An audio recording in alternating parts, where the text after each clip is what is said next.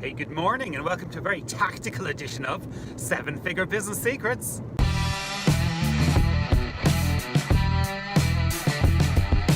Morning. Yeah, very tactical indeed. I want to share with you a book that I've been reading for the past three days now, or 3 nights should I say, and I just want to share some of my thoughts with you on it because I think you'll find them very valuable. And yeah, straight to it.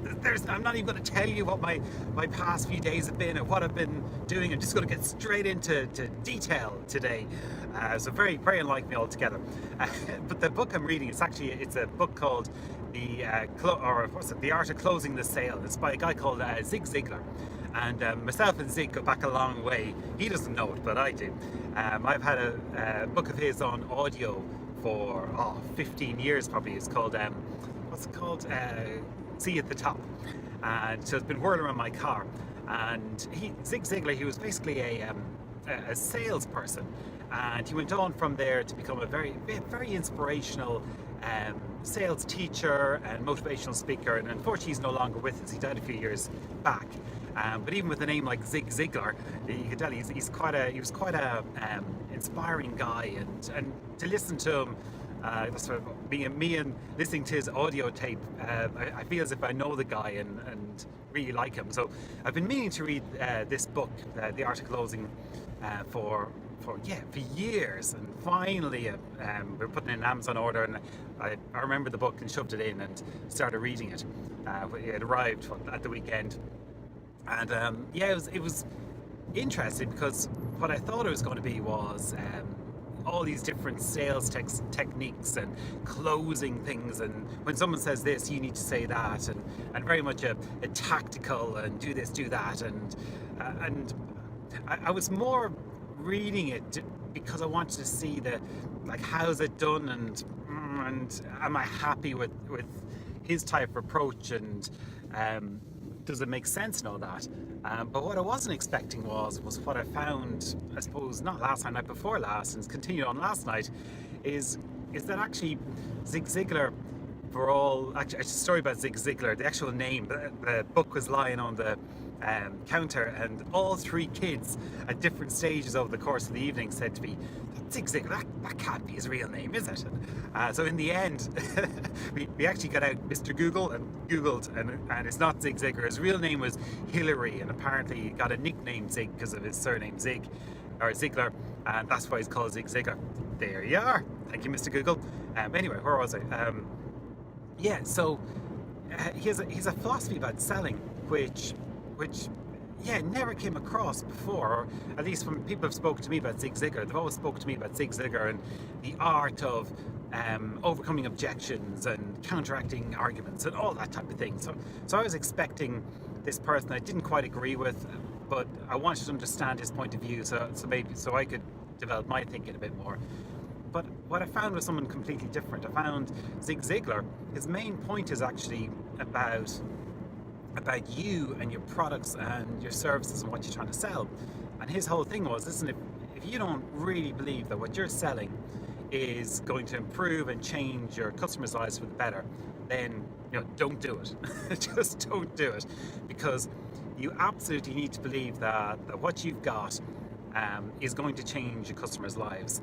Because if you really believe that, then it's not selling anymore. What you're trying to do is get your customers to exchange some money, and money's all over the place, but you're trying to get them to exchange some money for something that is going to absolutely make a big difference to their lives. And once you know that, well, who wouldn't sort of get passionate about why you actually need to buy the goods and services, because they're going to be life-changing, yeah. And that was underneath the whole book. That's really what he's talking about, and that's very much, it resonates with what I teach as well, which is the third profit pillar that I talk about, persuasion. Part 2 of that is all around, how do you actually talk someone through so they understand the benefits of what it is that you're selling in a way that overcomes their objections. Because let's face it, we all object to parting with money. We have a natural inbuilt fear of doing that, or not even fear, but skepticism anyway. will this work? Is this the right decision? And what happens if I don't make the right decision? What happens if I buy it as a dud? And all those type of things. And Zig's whole point is Zig, wow, as if I know him personally, but Zig's whole point is that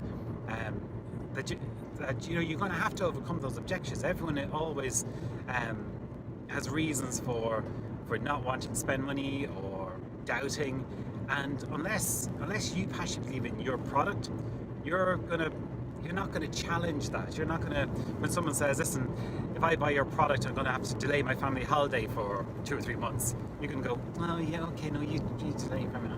Or if they say, if I buy your product, I'm going to have to, not have as many sweets. Well, yeah.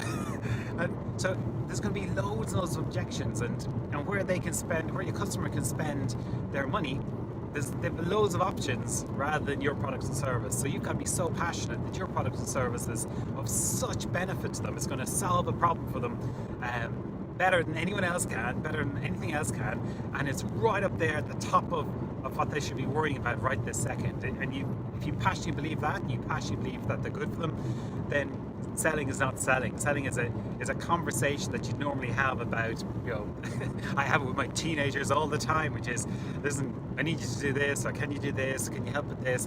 And basically it's a toing and froing. They say no, I say, well, why not? And understand their point of view, and then go, oh, and we come up with a compromise, or I explain something, or they explain something to me, and they go, oh, I never even thought of that, and away we go, and we come to an agreement. That's the sell. That's all it is. So hope that helps. Zig, thanks for all your stuff. That was very inspirational. It was not what I was expecting. I'll be honest, I was expecting a bit more of the used car salesman techniques, and absolutely delighted that it wasn't that, and I'm sorry for ever doubting you. Right, hope that helps, and I shall talk to you soon, guys. Bye.